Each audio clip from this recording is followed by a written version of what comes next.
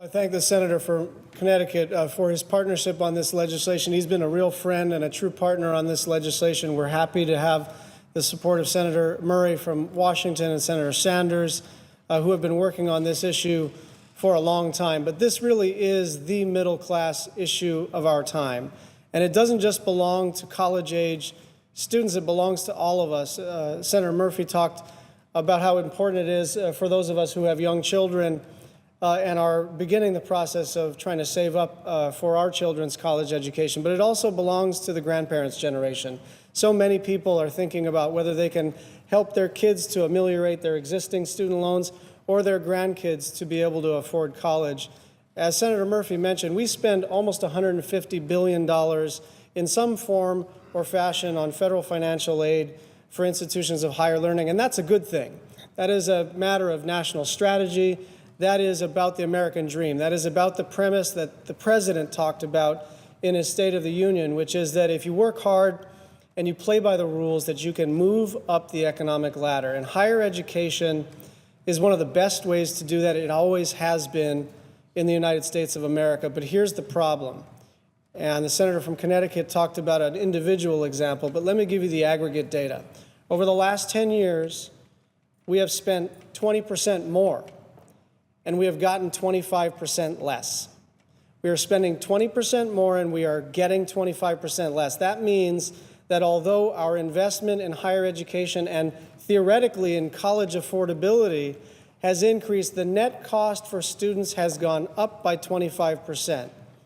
We now have more than $1 trillion in student loan debt. It's the second largest source of debt to mortgage interest debt. It has now outpaced credit card debt. This is a real crisis, not just on the consumer level, but as a matter of economic strategy for our nation, because to the degree and extent that young people or people who want retraining or people who want to get a culinary degree or become a master carpenter or become an architect or a doctor start to evaluate higher education and decide that it's not a good value anymore, that doesn't just impact their individual family or their individual community, but it impacts our national economic strategy. College is no longer affordable for many, many people, and that's despite the fact that we are spending more in raw dollars and in inflation-adjusted dollars than ever before. Senator Murphy talked about the innovation portion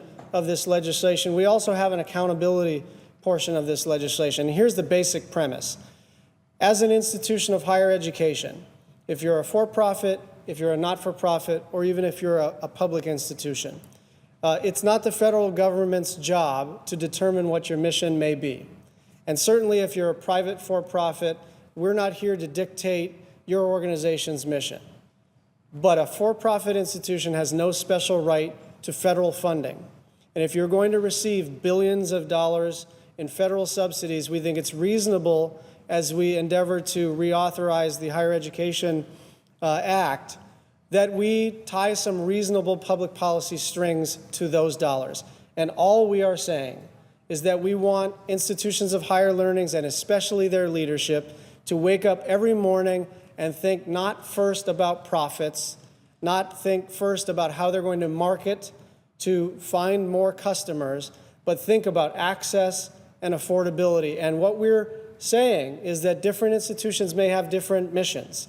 A community college has a different mission from a training institute, and a four-year institution has a different mission than a graduate institution. And that's all fine, and that's why we've established in this legislation an independent commission comprised of experts to determine what matrix of incentives and possible penalties would be appropriate for each institution.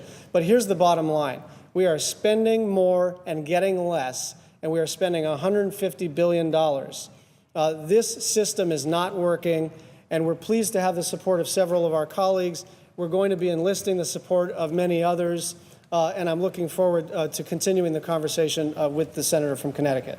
Thank you, Senator Schatz. Here's another statistic to think about. It wasn't so long ago where we ranked first in the nation with respect to 25-year-olds to 35-year-olds with college degrees, and that was not only a source of immense pride for this country, but really the genesis of our economic greatness, that we just turned out more college-educated young people than any other country in the world. In a very short period of time, we have slipped from first to not second or third or fourth, but to 12th.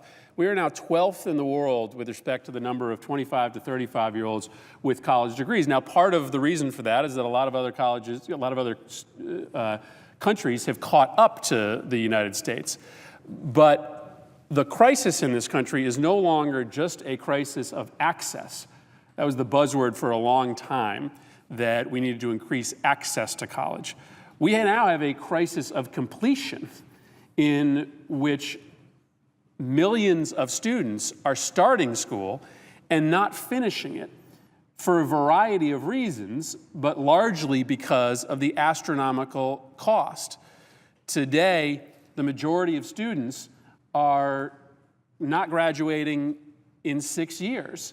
And so the issue about affordability is not just about attracting more kids into the doors of college, because I'll tell you, as I'm sure you do, Senator Schatz, I talk to a lot of kids who graduate high school and don't apply to school in my state because they are scared off by the cost, and they just don't believe that they're going to be able to put together the family resource to pay for it. But we also are losing a generation of workers because it's taking young people now 6, 7, 8 years to complete a degree. And often, many of them are never completing that degree while still taking on loan after loan after loan, and getting stuck in the worst possible situation whereby they have thousands of dollars in debt and no certificate to bring into the workforce. And so, our effort here is an effort to address cost because we care about access, but it's also an effort to address cost because we care about completion, and that's one of the big problems that we have in our system today.